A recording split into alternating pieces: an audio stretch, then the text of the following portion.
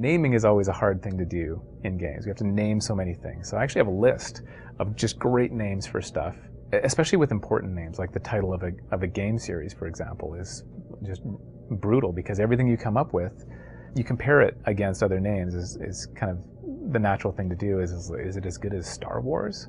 You know, is it as good as this or that? But these are things that you might have grown up with and had in your life, you know, since you were a child. So no new name can really stand up to these things that are known. Similarly, when naming our character, we wanted to make sure that the character had a last name at least, so that people could talk to you, because we knew that there'd be full voiceover and we wanted people to address you.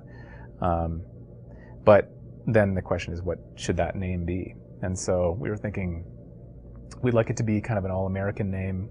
We don't want it to be something really, really specific and incredibly unique, because then it's like, well, why that?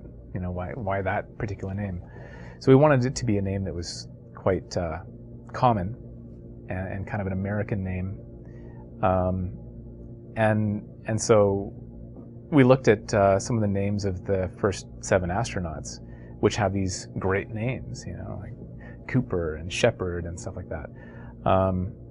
And ultimately, the name Shepard, the astronaut himself, I think, is, from what I understand, is a lot like the way that we imagine our Shepard, which is very tough, very respected.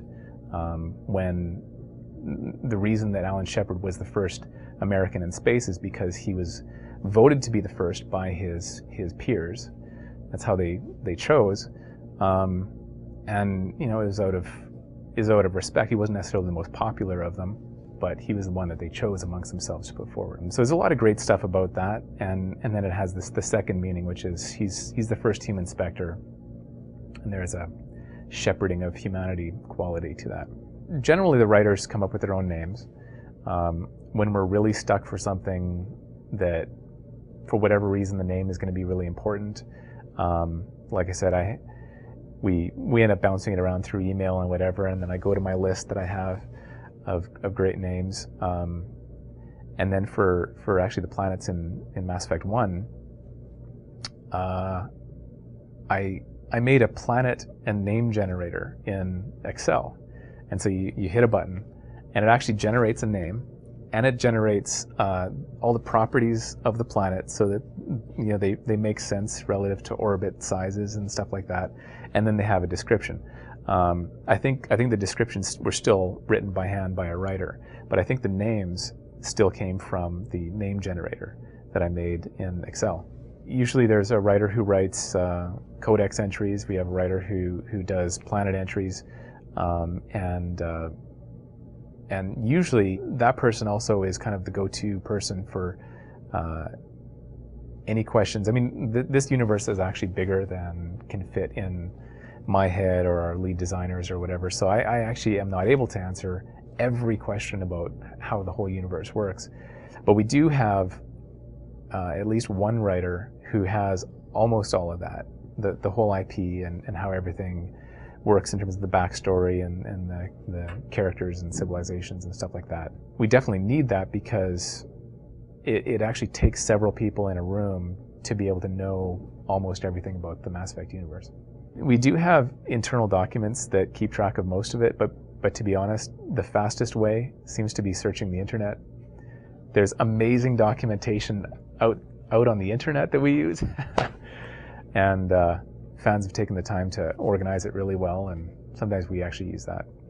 There have been a few cases where, you know, a made-up word or whatever in a different language turns out to mean something that we never intended, and then we just change it because, you know, we don't want to offend anyone. But yeah, usually it's or, you know, a symbol. You know, a symbol, just, it might be something that we made up, and then we'll find out it looks exactly like some corporate symbol that's out there. So we have to be careful, but we've got a lot of great people who check that stuff. When we were working on Mass Effect 2, we thought, hey, let's make something it's just something, a little Easter egg. You can buy it in a store, and it's a magazine called Fornax. And I always thought that sounded a little bit dirty. I think it's a star, and we kind of left it at that. But that has taken on a life of its own in the world of fan art, and I don't recommend you look at it unless that's the kind of thing you want to see. And it's extreme.